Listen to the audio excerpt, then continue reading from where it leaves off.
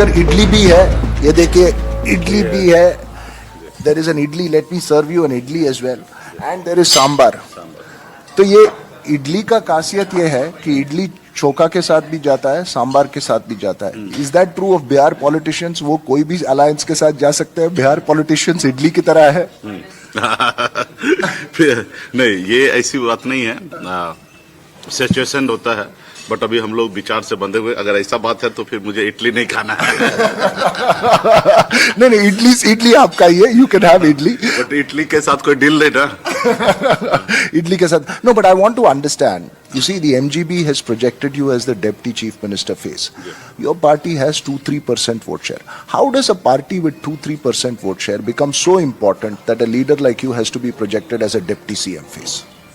देखिए, चुनाव में आपके पास कितना वोट आता वो मायने नहीं रखता है. दूसरा बात है कि आप चुनाव जीतते या हारते वो मायने नहीं रखता है. चुनाव में दो ही चीज होता है, हार या जीत.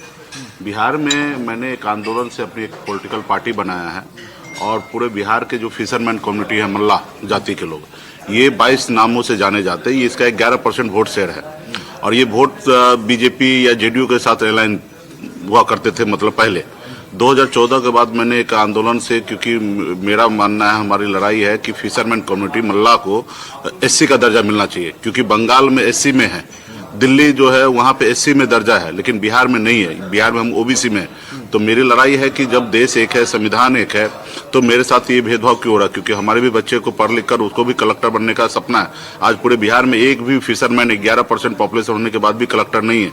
तो हम लड़ाई लड़ रहे हैं कि पहले बिहार, बंगाल, उड़ीसा, झारखंड पहले एक ही राज्य हुआ करता था, लेकिन समय के अनुकूल वो राज्य को छोटा करने किया गया.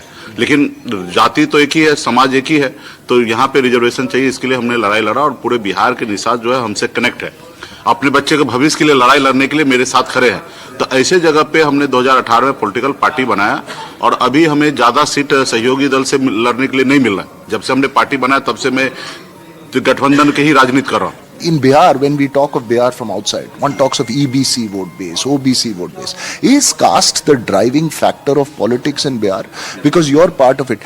What about issues of development? What about issues of jobs? What about issues of larger vision for the state? Is Bihar politics still revolving around caste and not larger issues?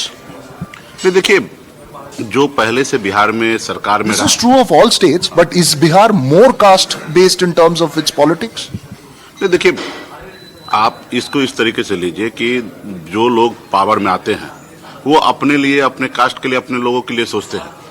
कुछ लोगों को, कुछ जाति को, कुछ धर्म के लोगों को इग्नोर करते हैं. तो यहाँ पे लोगों में असंतोष पैदा होता है और फिर वो एक क्लस्टर बना के अपने अधिकार के लिए लड़ाई लड़ते हैं.